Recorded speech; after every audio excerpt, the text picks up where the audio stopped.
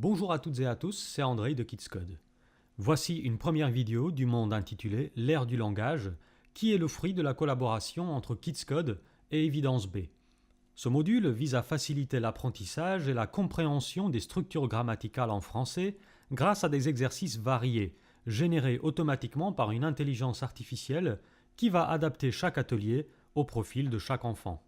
Le parcours en question commence tout d'abord par une série de 10 phrases du type « Le fils de la cousine de Paul a 2 petits garçons ».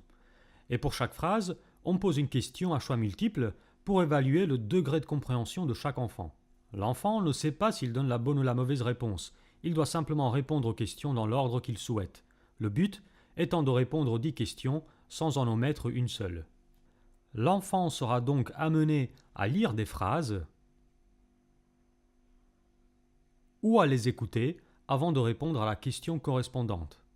Les chevaux qui se lancent à la poursuite du dragon. Laquelle de ces deux propositions convient pour terminer la phrase? Au fur et à mesure que l'enfant répond aux questions, l'intelligence artificielle qui travaille en arrière-plan identifie de mieux en mieux le profil de l'élève et va lui proposer ensuite un parcours plutôt qu'un autre.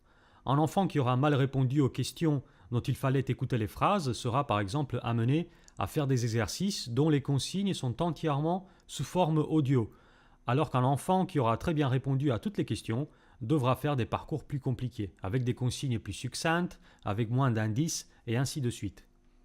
Là, par exemple, j'ai répondu aux 10 questions de profilage et on me propose un parcours sur mesure en fonction de mes réponses précédentes. Plus de consignes audio parce que j'ai mal répondu aux questions de compréhension orale, moins d'éléments textuels parce que j'ai bien répondu aux questions de compréhension écrite. Après le profilage, on aborde le rabussien, une langue complètement fictive dont les structures grammaticales sont identiques au français. Voici un exemple. Chaque truiragon, griface, seferki. L'enfant va devoir trouver des blocs avec des bouts de phrases écrits en rabussien et les placer dans le bon ordre de façon à produire une phrase grammaticalement correcte. À partir de là, on s'adapte aussi au niveau de l'élève. Si l'enfant réussit du premier coup à produire 5 phrases en rabussien, le jeu va générer des phrases de plus en plus complexes. Dans le cas contraire, si l'enfant se trompe à plusieurs reprises, on va lui générer des phrases de même niveau jusqu'à ce qu'il commence à faire des sans fautes. Un autre enfant, ayant un profil complètement différent, pourra se retrouver face au même exercice, mais qui sera décliné d'une façon différente, avec cette fois-ci des personnages qui vont lui dire une phrase en rabussien, et l'enfant devra déterminer si celle-ci est grammaticalement correcte ou pas. Enfin, toujours dans ce premier parcours, on commence à travailler avec des arbustes, qui sont une représentation simpliste des arbres syntaxiques. Et dans cet atelier, on présente 2 types d'arbres, chacun avec une construction différente. Soit on a une construction en sujet-verbe-complément, soit une construction en complément circonstanciel, sujet-verbe, COD.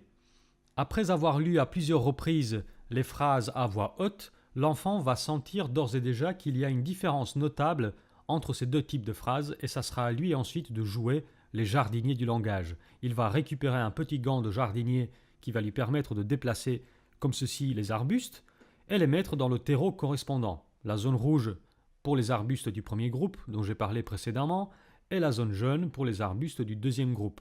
À chaque fois, on reçoit un petit objet qui va permettre ensuite de débloquer de nouvelles zones, de débloquer de nouveaux exercices et ainsi de suite. Alors on a vu un seul type de parcours qui continue après avec d'autres exercices que l'on verra dans une prochaine vidéo. Mais d'autres parcours peuvent être générés à force de réussir ou non les ateliers proposés. Et tous ces petits exercices sont entièrement basés sur les dernières recherches en sciences cognitives.